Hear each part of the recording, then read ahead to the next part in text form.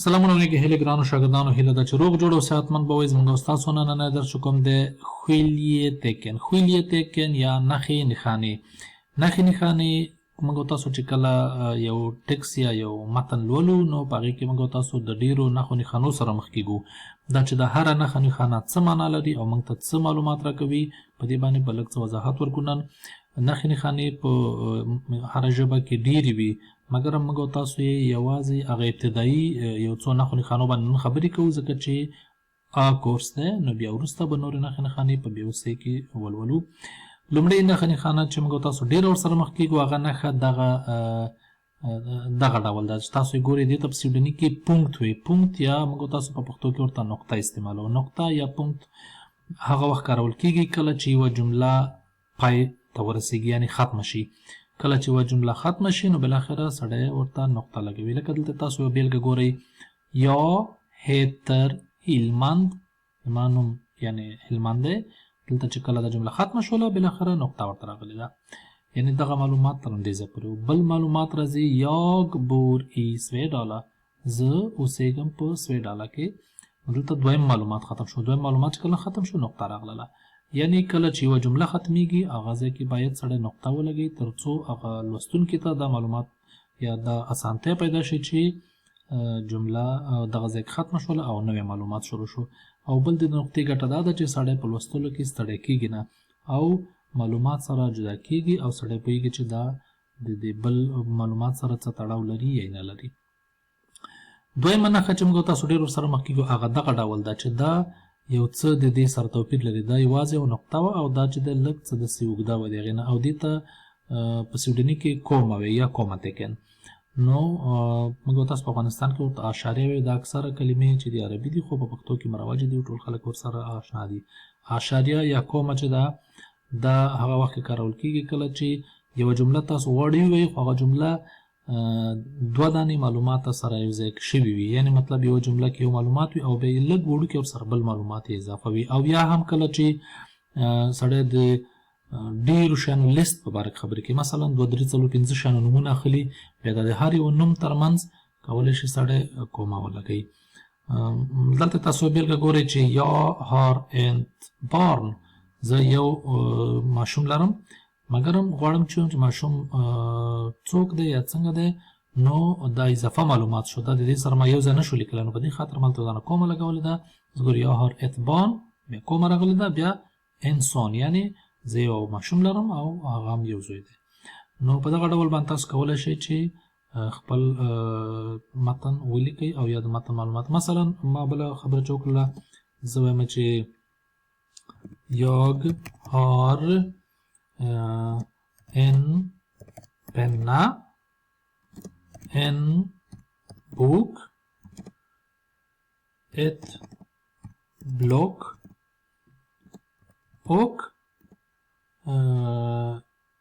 مثلا en väska. دلته تاسو ګورئ چې ما کله چې دا جمله لیکله نو یا هار ان پننا تر دې پورې یو معلوماتو، مګرم په دې ما سره نور شیان هم شته دی، نو ځکه زه مجبور یم چې د ټول نومونه چې جدا جدا لیکم نو بالاخره زه یو دانه کومه ورته ولګوم. په دغه ډول باندې تاسو هم کولی شئ چې کله یو لیست یا یو چیز په باره کې خبرې کوو چې ډېر شیان یي، نو تاسو کولی شئ د اول دویم همداسې کومه لګوئ او نومونه یې په کت لیکئ. خو د آخري نه مخکې بیا هم سړی اوک لیکي. ګورئ آخري څه شی یو ویسکه یا یو بکس، نو د بکس نه مخکې ما اوک لیکلی دی او کومه مې نه ده لګولې. په دغه ډول تاسو هم کولی شئ چې کله چې ټکس لیکئ او ډېر نومونه لیکئ نو هغه هر نوم ترمنځ کومه ولګوئ او بالاخره د آخر نوم نه مخکې د کومه په ځای باندې اوک لیکل کېږي. د اوک معنا او ده، او دا په ټولو ژبو کې تقریبا یو قاعده ده. رابطه شو درېمې نښې ته. درېمه نښه دغه ډول ده. دغه ډول نښې ته فروګتیکن وایي. فروګتیکن یا سوالیه چې موږ تاسو افغانستان کې ورته وایو سوالیه یا په پښتو ژبه کې وبخئ. نو سوالیه چې دا هغه وخت کې راځي لکه د نوم نه یې ښکاري چې کله موږ سوال یا پوښتنه کوو نو هغه وخت کې موږ سوالیه استعمالوو. لکه دلته تاسو ګورئ وا هیتر دو، دا یوه پوښتنه ده که نه، ستا نوم څه دی؟ نو بالاخره ما د نقطې په ځای باندې فروګتیکن یا سوالیه لګولې ده. لکه بله پوښتنه ګورئ وار بور دو، ته چیرې اوسېږې؟ نو دلته هم د نقطې په ځای باندې سوالیه یا پوښتنه نښه لګول شوې ده. دا معنا لري چې هر وخت تاسو کله په ټکسټ کې پوښتنې کوئ او یا لیکئ نو بالاخره به نقطې په ځای باندې دا شی لګوئ.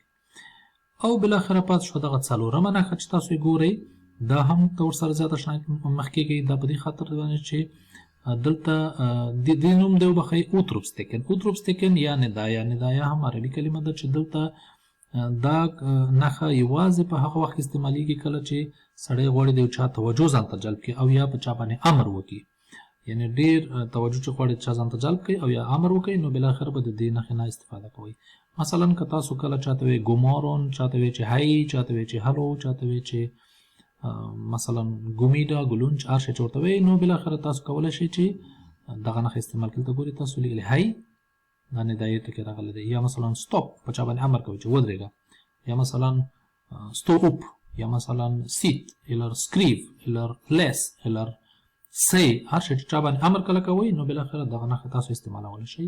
او یا هم د خط او د لیکلو په پیل کې چې سلام اچوئ یا مثلا یو بل څه وړ ووایئ، نو بیا کولی شئ تاسو په هغه اولنۍ کلمې سره دغه نښه استعمال کړئ چې دا ندایه بلل کېږي. د دې نه وروسته غواړم چې یو شی بل شی تاسو ته واضح کړم، هغه ستور بوکستاف دی. ستور بوکستاف یا غټ توری، یعنی غټ توری څنګه لیکل کېږي یا کله لیکل کېږي. په سویډني ژبه کې او انګلیسي او د نورو ژبو کې غټو وړوکي توري شته دی. زموږ ستاسو په پښتو کې دا کیسه نشته دی. نو دلته کله چې یوه جمله شروع کېږي، یعنی ایبوریان په ان مینینګ، یعنی کله چې یوه جمله پیل کېږي باید سړی غټ توری ولګوي. مثلا او بل چې کله سړی نوم لیکي، سکریبن نام، نوم چې کله لیکي، اوک مرکې او یا بعضې نښې نښانې چې کله لیکي. نوم کېدلی شي چې د یو هیواد نوم وي، مثلا کېدلی شي چې د یو انسانانو نومونه وي، د خلکو نومونه وي، نو دې وخت سړی غټ توري استعمالوي.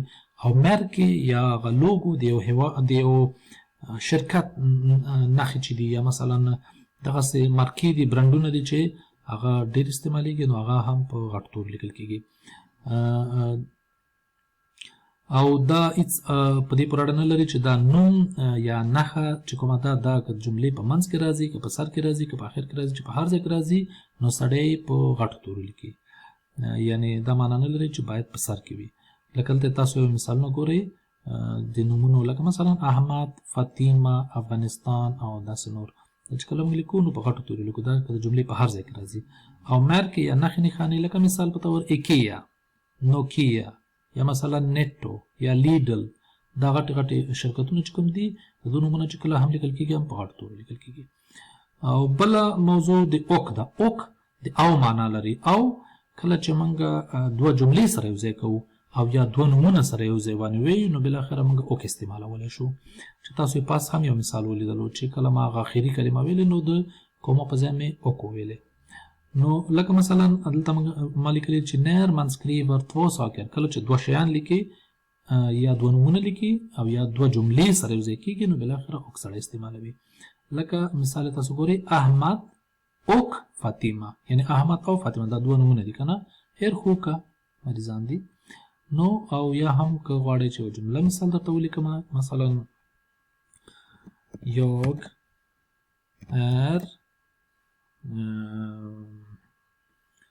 student، او غواړم چې بل معلومات ورسره یوځای کړم، مثلا och jobbar deltid.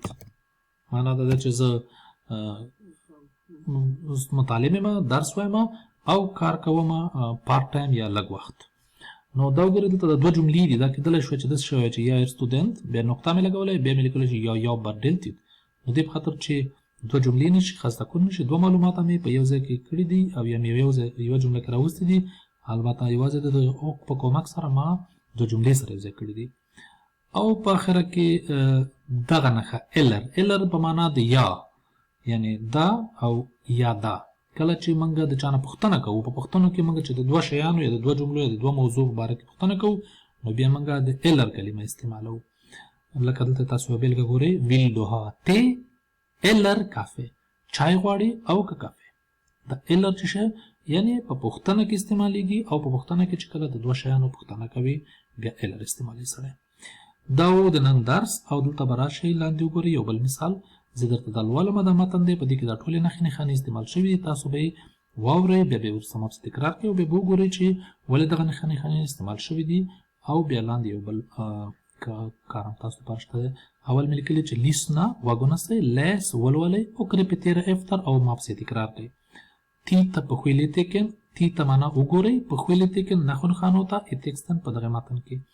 لومړی تاسو ګورئ هی لیکل شوي دي اول هو ګورم غټه لیکلې ده او دا مې دې په خاطر لیکلې ده چې پیل دی که نه او بیا هم تاسو ګورئ چې دا ندایان نښه پکې راغلې ده ځکه چې هی پیل دی یعنې د چا توجه ځان ته جلبول دي. نو بالاخره دا دوه چې ما سره نښه کړي دي دا دوه ما غوښتل چې تاسو ته یې واضح کړم چې کله سړی یو کلمه لیکي نو په غټ توري باندې یا جمله یو ټکس متن شروع کوي یا پیل د جملې په غټ توري کېږي او بالاخره هم کمه نښه استعمالیږي.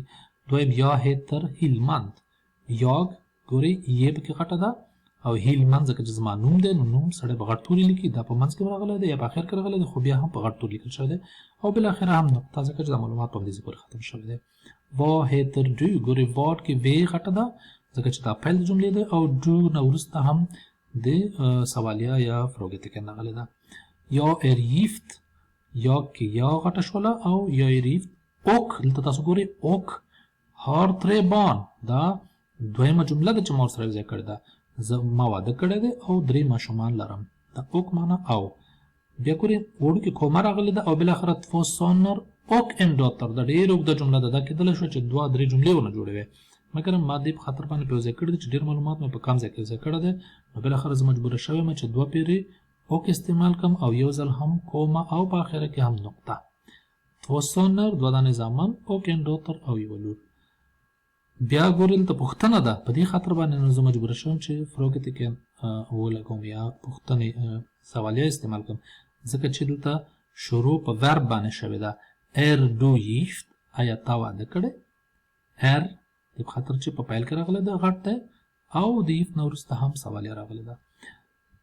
یا har körkort jag یې غټه شوله har körkort او کومه راغلی ده یا har körkort زه körkort لرم sedan 2001 د 2001 کال راهیسې. نو دلته تاسو ګورئ چې 2 معلومات ما یوځای کړي دي نو په دې خاطر چې جمله خسته کونه نشي نو بالاخره کومه لګوم چې انسان وکولی شي تنفس پکې وباسي یعنې لږ دمه پکې یا har körkort دمه بیا sedan 2001 د 2001 کال راهیسې.